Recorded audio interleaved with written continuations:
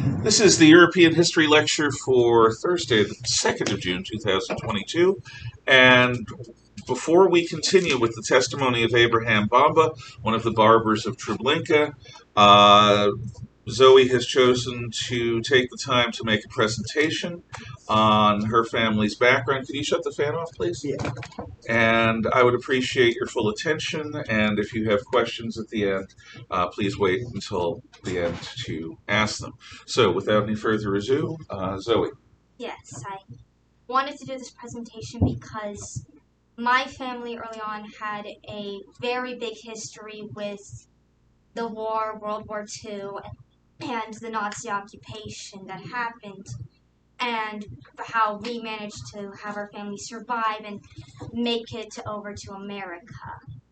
Because my great-grandmother lived through the war, and she was from the war, she was 15 to 19 when this happened. So around our age at this point. And her entire home and world just sort of completely changed when it started. Because my great-grandmother, she's half Jewish and half Russian. Jewish in terms of she's not religiously Jewish, she was ethnically Jewish. And so they were also born in what today became Ukraine, but back then was still part of Russia and Stalin's Soviet Union. And for a lot of the time, they lived in a place called Donetsk, Ukraine, and that's around the time when the Nazis arrived. And they came in, pretty much occupied the town. There was normally going to be a soldier living with someone at that time, and that was even the same case for my great-grandmother. They had a soldier that was living in their house with them, and pretty much almost everyone that was under the German occupation had to work for them or help them in some way, which led to her father being taken away to a mine because he was a miner. So pretty much that left her mother with her two older sisters that were around 16 and 17, near our age range as well, and a baby who I remember was a few months old by this point. Now, as we all know, the Nazis did not like the Jews that much, extremely anti-Jewish, so my great-grandmother and her siblings did not know that they were technically Jewish by their ethnicity, and their mother never told them about this for fear that they would accidentally reveal it, or just from a slight slip, because we've all had slight slips of saying something we did not want to say. And this is a slight slip that is probably going to get you killed. So she decided to not tell them about their ethnicity for their own safety. And for her herself, partially due to the fact that she had a Russian marriage, she had safety because of that. She did not practice the Jewish religion, which meant that she did not really, she didn't show that she was as Jewish as other people would believe she was. And also, one big help was that she could speak 4 languages, and one of those languages was German, which meant that most of the Nazis had her serving for them as a translator of sorts, because she was very fluent in the languages she knew how to speak. So, pretty much they had no knowledge that she was Jewish at all. But that did not really But the things that she witnessed and my great-grandmother witnessed were still bad, and I'm going to very briefly read out a description that my great-grandmother wrote in the book she made. After the Jewish question was settled, Nazis turned to the local population, seeking out communists, thieves, and guerrillas. An edict was issued to shoot on sight anyone who would do any harm to German soldiers housed among us in our homes. For one soldier, a whole street had to be shot. When I saw for the first time in my life an executed man lying in the pool of his blood on our main street, I ran home in horror. But these scenes soon became so common that we just walked by without stopping to look.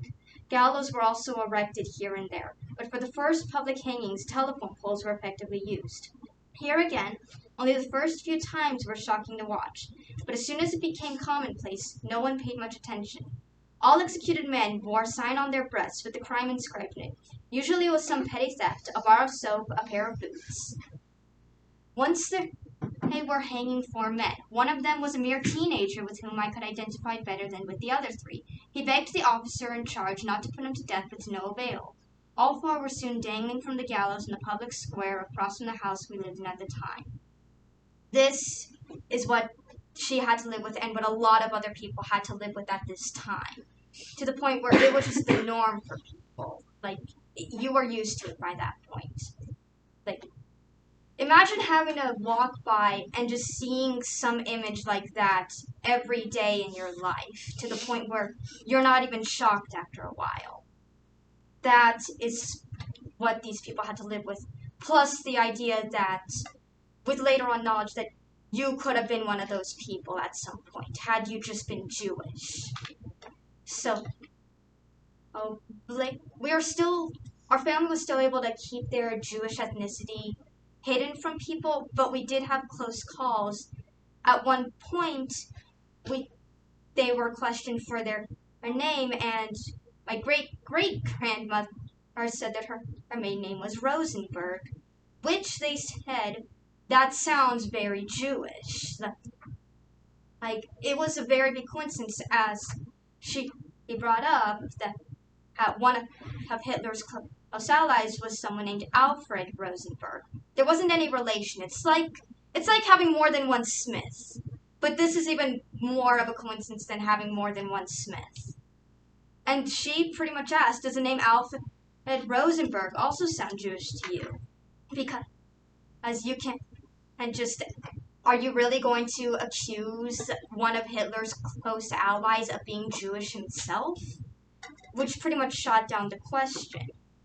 And later on, they were also tested, because the Nazis had special tests, as if like there were these certain ways that Jews were made, like your head or your nose or other such. And it was at this point my great-grandmother and her siblings learned that they were actually Jewish themselves, but they had to still keep that a secret, and they still had to go through the test.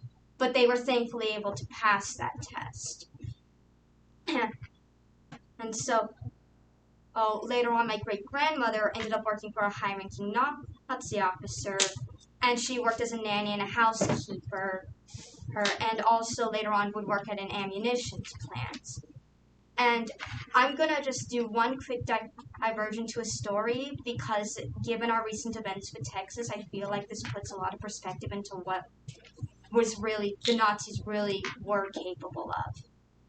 Because my great-great-great-grandmother and my great-great-great-grandfather had an orphanage in Poland for Jewish orphans, which, given how many Jewish children would be without parents, it was a pretty big thing. And my great-great-great-grandfather was a missionary and went to the U.S. at one point, but the war broke out, so he couldn't return to Poland, and that ended up being part of the reason why we were able to even get to America in the first place. So my great-great-great-grandmother, along with one of her sisters and her brother-in-law, ran the orphanage. And there was about 30 to 50 orphans, from like being just babies to the age of 12. And then one day, the Nazis came in and killed every single orphan. They just shot them all right in front of her, and then proceeded to use like the pieces to use to like hold a rifle. They used it and just beat her after they had killed all the children, and they left her for dead. They all just assumed that she was dead. And by some miracle, she did not die, and she did end up surviving, and was able to get to America with the rest of our family. But her sister and brother-in-law were taken to a concentration camp, and they're the only members of our family that we know of that died because of that whole thing. Like, everyone else we know in our family made it to America, but they were the only ones that didn't make it.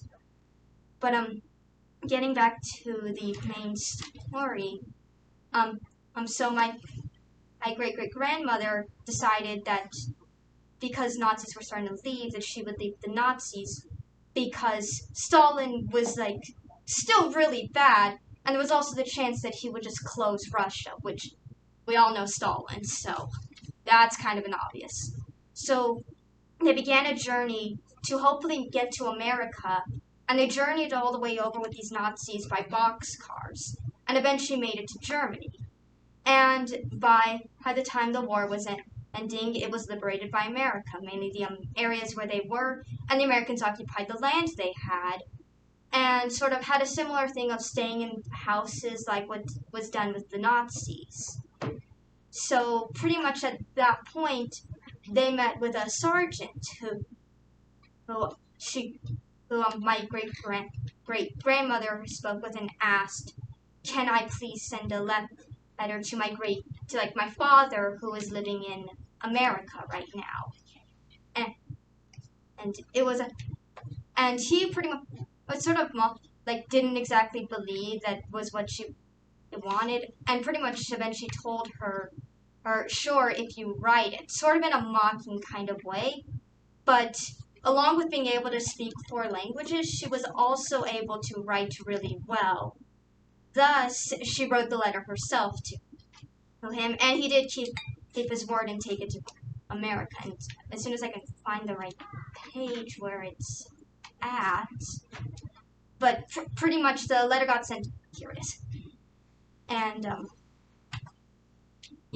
and she sent the letter, and to my best of being able to write it, she pretty much wrote, "My dear father, I will try to reach you, that tell you that we all thank the Lord are healthy and safe. We live in Germany, and basically they plan to leave and get to America. I hope that you are also well and that we will soon hear from you." And the sergeant left a note for the censors just saying, "This letter is from a Russian lady in a town we took today in Sudetenland. She hasn't heard from her parents in 5 years, so I am sending this." And her father received the letter, and he was currently living in Los Angeles, California, back in 1945. And it took a while. They had to wait basically 2.5 years because of the immigration laws of the U.S. at the time, and we're pretty much in these little displaced persons camps, similar, kind of like how we've got those now. But eventually, they came by boat, settled in Los Angeles, California, and like I said, almost pretty much everyone that we know of in our family was able to make it to the U.S.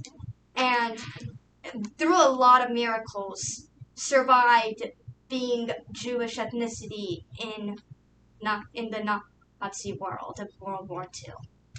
And that's pretty much the story.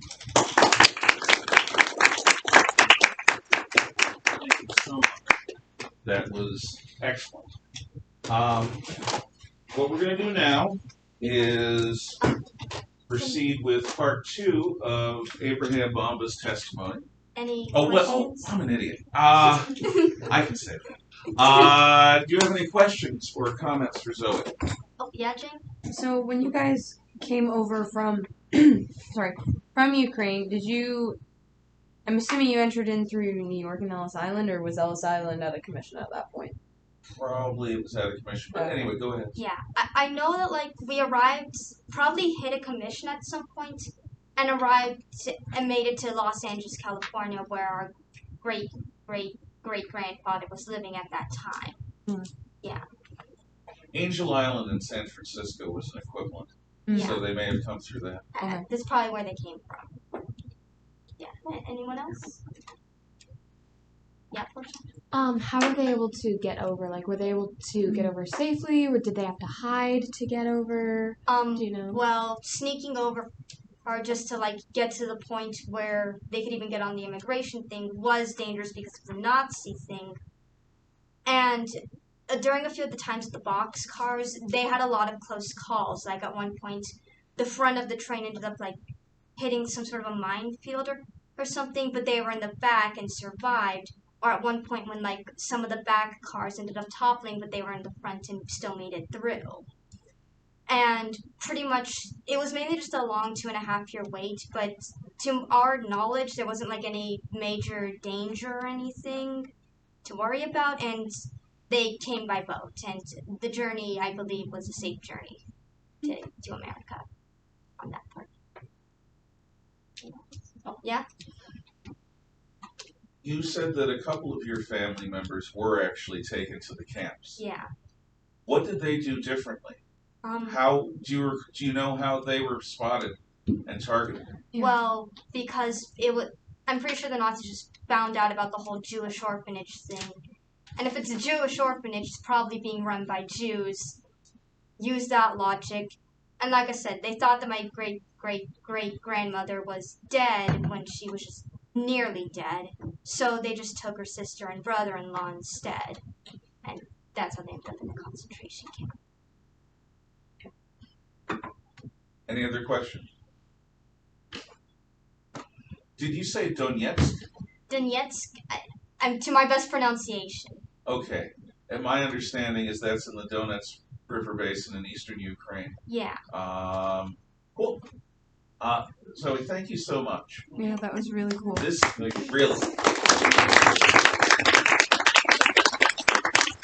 If any of you have other stories from history, you've always been welcome to come and make presentations. We'll make time. So, thank you. And thank your teacher for the gift of you for this time. And I'll see you period 6. Okay. I got that. Don't worry about it. Let's see. Thanks, Zoe. Thank you. No, there's nothing like an actual connection to history to help people understand it. Excuse me. And so she gave that. Would you please close the windows and close the slats and the shades and all of that while I load this up?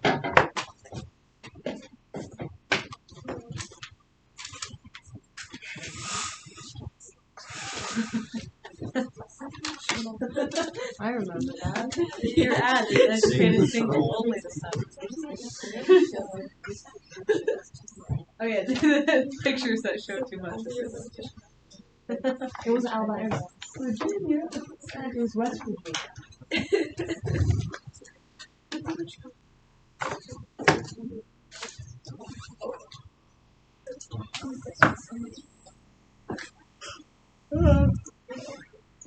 Wait a second. When now YouTube Chapters. Why does it not show chapters? Fine. Oh, and for you at home, we'll pause because in no way do I take credit for this. He didn't have to do that. He lived through it. He'd done it for years to survive. The war ended. It was over. He found a way to build a new life. Went to Israel. He was an old man in retirement who had lived when so many had died. He did not have to go back and relive what he did in order to survive. But he did. Why? Why do you think he went through that? To revisit moments that he needed to bury in order to live. For what reason did he put himself through that? And for what reason have so many others put themselves through needless trauma in order to be interviewed? Why did he do it?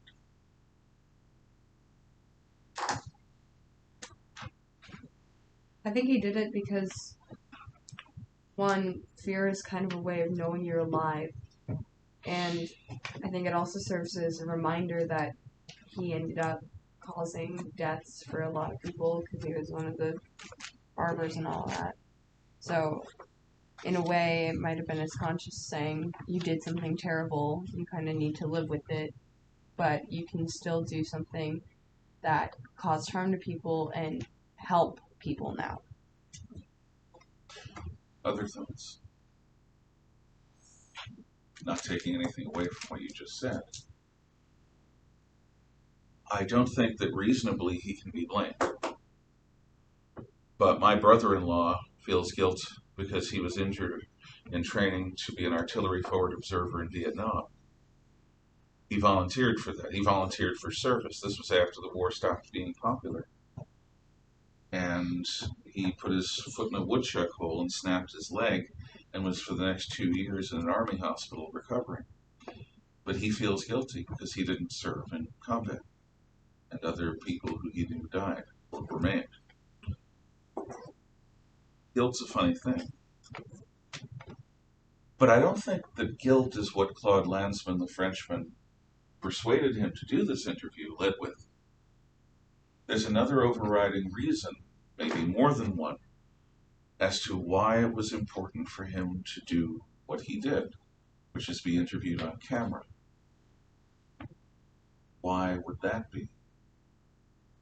What benefit to the world would there be in him telling that somewhat disjointed story? That's a question. So maybe not others will know the past and we won't have to go through those circumstances and we learn from it. That is a rational way of expressing it. There's the old Santayana quote, which is not on my wall because it's so overused, it's meaningless. Those who do not remember history are condemned to repeat it. But there's truth in that. His witness is a small drop in the bucket of all of the witnesses of the people who survived, of all of the historians and archaeologists who have gone through the physical evidence, of all the perpetrators, of all the records. There's a moment in the film where Claude Lanzmann is interviewing Raoul Hilberg, the guy who came up with the "You Shall Not Live as One of Us." And Hilberg is handling a document, a Nazi record that has to do with the arranging of details for the Holocaust. And Lanzmann says, "Why are you handling that so gently?" And Hilberg, being a historian, an academic historian, says, "This is a document." And Lanzmann's reaction was, "A document of what?" For a historian, it being a document is enough. To get I forgot what it was, but like to get a grasp of how emotionally damaging everything was and what kind of effect it had on a real person, to see an actual image of an actual human being who was there, not just to read a text. Indeed, spot on, absolutely true. Human beings have sent probes throughout the solar system and beyond. Probes tell us all sorts of things. But the only places that we have been is the Earth, orbital space, and the Moon, and its orbital space. And there are things about reading or watching astronauts who've been in space and who've been to the Moon that they can tell us, just little details that make an impression on us. This person was there. It's not just data, it's a witness.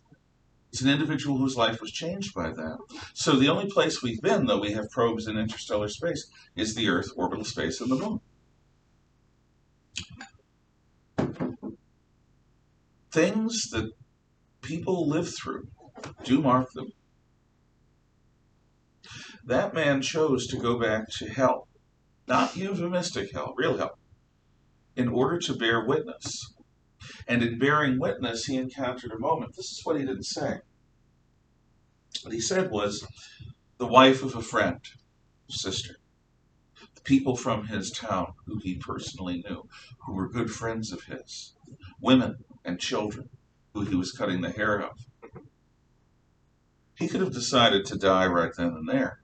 Many people would, and just be shut in and the Nazis would have replaced it. But he chose to live, so he didn't tell them. It's entirely probable that he encountered relatives of his, and his wife and his baby child were with him. And he didn't do haircuts for the people who were with him.